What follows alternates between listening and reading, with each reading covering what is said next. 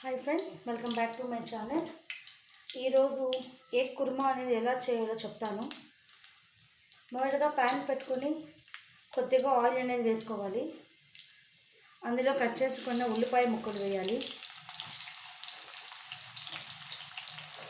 ఈ ఉల్లిపాయ ముక్కలు వేసిన తర్వాత అది బాగా రెడ్గా అయ్యే వరకు బాగా ఫ్రై చేసుకోవాలి.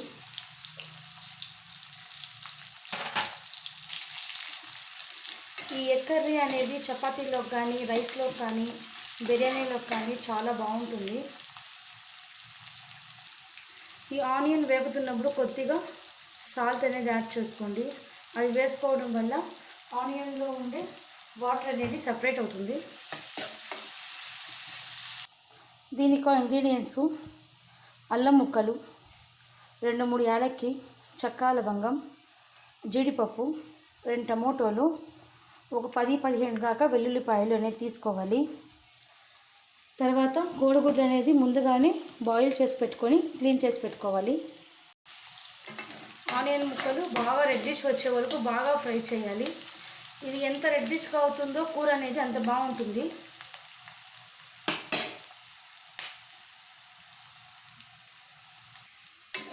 ఆనియన్ అయితే బాగా రెడ్డిష్ వచ్చింది.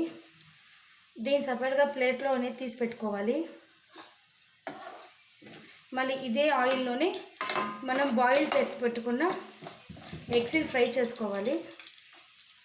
చూడండి, ఈ కలర్ రావాలి ఆనియన్స్. ఇదే ఆయిల్లోనే ఉడికించి పెట్టుకున్న ఎగ్స్ని ఇలా ఘాట్స్ పెట్టుకోవాలి. ఈ ఆయిల్లోనే కొద్దిగా పసుపు, కొద్దిగా కారం పొడి, కొద్దిగా సాల్ట్ అనేది వేసి తక్కువ మంటలోనే పెట్టుకొని ఒక 2 మినిట్స్ ఇలా ఫ్రై చేసుకోవాలి.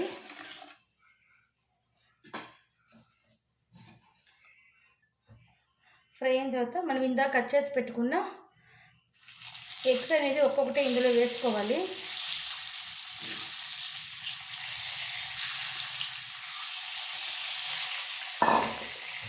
ఇందులో వేసుకొని ఎగ్స్ బాగా ఫ్రై అవ్వాలి. ఒక 5-6 మినిట్స్ బాగా ఫ్రై చేయాలి.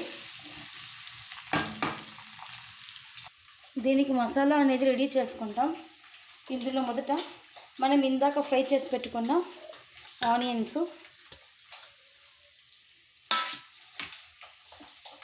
తర్వాత వెల్లుల్లిపాయలు, అల్లం, చెక్క, లవంగం, యాలక్కి, ఒక 10-15 గోడంబి, జీడిపప్పులు, టమోటాలు 2, ఇది వేసుకొని పూర్తిగా గ్రైండ్ చేసుకోవాలి. ఎగ్స్ అయితే ఇట్లా బాగా ఫ్రై అవ్వాలి. ఇలా చూడండి, ఈ కలర్లోకి అయితే బాగా ఫ్రై అయ్యేసి సైడ్లో తీసుకోవాలి. ఇందులోనే ఇంకొద్దిగా ఆయిల్ అనేది వేసుకోవాలి. ఆయిల్ వేడాక ఇందాక మనం పేస్ట్ చేసి పెట్టుకున్న ఈ పేస్ట్ ఇందులో వేయాలి.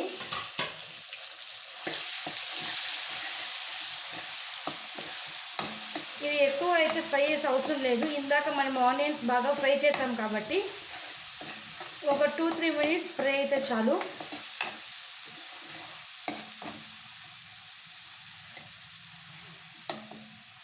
ఈ ఫ్రై చేసినప్పుడు ఇందాక నేను కొత్తిమీర అనేది యాడ్ చేస్తున్నాను, మిస్ అయింది. కొత్తిమీర యాడ్ చేసుకొని గ్రైండ్ చేసుకోవాలి. ఫ్రై అయిన తర్వాత తగినంత కారం,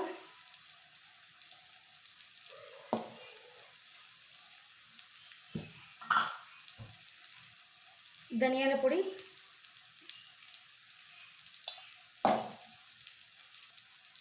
తగినంత ఉప్పు వేసి బాగా ఫ్రై చేసుకోవాలి. సిమ్లోనే పెట్టుకోవాలి. హై ఫ్లేమ్లో పెట్టుకుంటే తొందరగా కింద అడగంటుంది. సిమ్లోనే పెట్టుకొని ఫ్రై చేసుకోవాలి.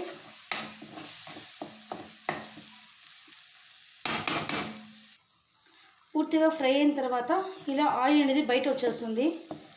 ఇలా ఆయిల్ బయట వచ్చిన తర్వాత ఇందాక మనం ఫ్రై చేసి పెట్టుకున్న ఎగ్స్ ఒక్కొక్కటి ఇందులో వేసుకోవాలి.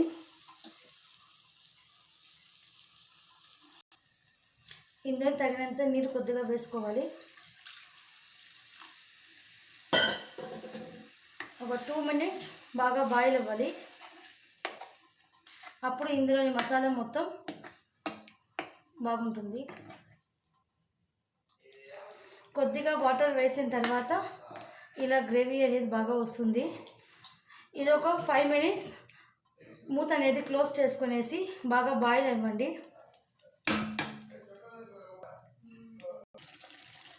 మూత పెట్టి ఒక 5 మినిట్స్ బాగా మగ్గనివ్వాలి.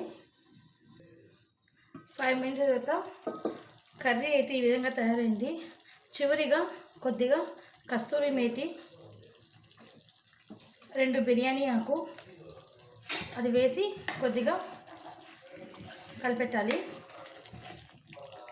ఎప్పుడైతే కూరలో ఇలాగా ఆయిల్ అనేది సపరేట్ అయ్యి ఇలా కూరలో ఆయిల్ సపరేట్ అయ్యిందంటే కర్రీ అయితే రెడీ అయింది.